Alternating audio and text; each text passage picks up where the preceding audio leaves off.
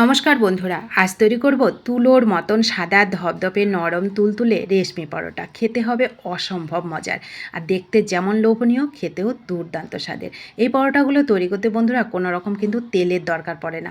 তেল ছাড়া এই নরম তুলতুলে পরোটাগুলো কিন্তু খুব সহজে তৈরি করা যায়। এই পরোটা আপনারা যেভাবে খাবেন সেভাবেই জমিয়ে খেতে পারবেন। নর্মাল ডাল সবজি থেকে শুরু করে চিকেন, মাটন, এমনকি ক্ষীর পায়েস যেটা দিয়ে খাবেন সেটা দিয়েই অসাধারণ লাগবে। তো চলুন খুব সহজে এই নরম তুলতুলে সাদা ধবধবে পরোটাগুলো কিভাবে তৈরি করা যায় আপনাদের সঙ্গে একটু শেয়ার করি।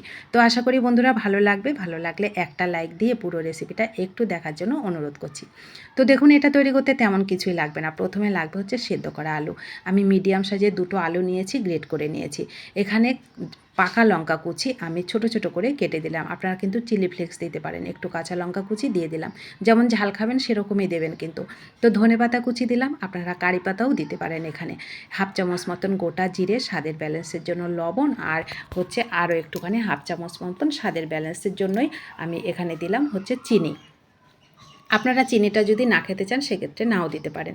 তো এবার এটাকে আমি কোনো রকম জল ছাড়া, যে আলু সেদ্ধ আলুটা আছে আলু দিয়ে এটাকে ভালো করে মেখে নেব। তার জন্য আমি দিলাম 1 বাটি ময়দা। আপনারা চাইলে কিন্তু আটা দিয়েও এটা তৈরি করতে পারেন, কিন্তু ময়দা দিয়ে তৈরি করলে কি হয়, সাদা ধপধপে হয়, দেখতে ভালো লাগে। তো তার জন্য আমি ময়দা দিয়ে তৈরি করলাম। তো আলু দিয়ে মাখাতে গিয়ে হাতে কিন্তু একটু লেগে যায়, চটচটে ভাব হয়। সেক্ষেত্রে হাতের মধ্যে একটু তেল লাগিয়ে এরকম নরম তুলতুলে করে এটাকে মাখিয়ে নেবেন, দেখবেন কোনো রকম অসুবিধা হবে না। তো মাখাটা হয়ে গেল। আমি হাতের মধ্যে তেল লাগিয়ে এই ডোটার মধ্যে ভালো করে তেল লাগিয়ে এটাকে মিনিট 5-এর জন্য একটু রেস্টে রেখে দেবো, তাহলে খুব সুন্দর সেট হবে। আর পরে বেলার সময় খুব সুন্দর সুবিধাও হবে কিন্তু। তো মিনিট 5 রাখলেই হবে। তো 5 মিনিট পর ফিরে এসে দেখুন আমি হাতের মধ্যে আরও একটু তেল লাগিয়ে আরও একটুখানি মেখে নিয়ে এগুলোকে লেচি কেটে নেব। লেচিগুলো কিন্তু মিডিয়াম সাইজের করব। আর এইভাবে লেচি কাটলে লেচিগুলো খুব সুন্দর গোলও হয়, আর সাইজটাও সবগুলো ঠিকঠাক হয়। তো দেখুন সুন্দর করে আমি সব লেচিগুলোকে গোল গোল করে কেটে নিলাম। তো লেচি কাটা এবার আমার হয়ে গেল। এবার আমি এগুলোকে বেলে নেব।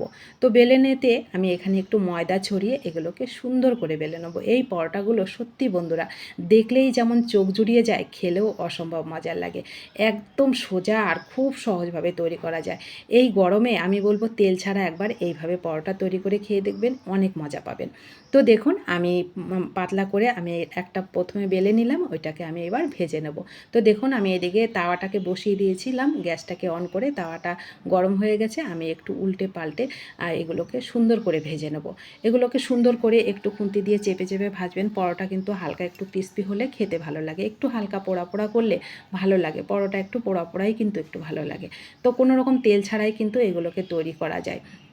দেখুন একেবারে নরম তুলতুলে। এই পরোটাগুলো যদি আপনারা অনেক টাইম রেখে দেন সেক্ষেত্রেও পরোটাগুলো কিন্তু নরম তুলতুলে থাকবে। তো দেখুন একে একে আমি সব পরোটাগুলো খুব সুন্দর করে কিন্তু হালকা একটু ক্রিস্পি হয় আর নরম তুলতুলে করে এগুলোকে ভেজে নিলাম। তো দেখুন একে একে সব পরোটাগুলো কিন্তু আমার খুব সহজে তৈরি করা হয়ে গেল। এইভাবে একটু হালকা পোড়া পোড়া করে পরোটাগুলো ভাজবেন, দেখবেন খেতে খুব ভালো লাগবে।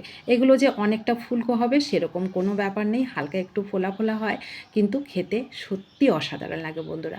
তো তৈরি হয়ে গেল আমার একেবারে তুলোর মতন সাদা ধপধপে নরম তুলতুলে পরোটা। বন্ধুরা আপনারা যদি এখনও কেউ না খেয়ে থাকেন, একবার অনুরোধ করব এই সহজ রেসিপিটা দেখে আজই তৈরি করে খেয়ে দেখুন, অনেক মজা পাবেন। তো কেমন লাগলো আপনাদের কাছে এই ছোট্ট সহজ রেসিপিটা অবশ্যই কমেন্ট করে জানাবেন। ভালো লাগলে লাইক, শেয়ার, সাবস্ক্রাইব করে পাশে থাকবেন। ধন্যবাদ।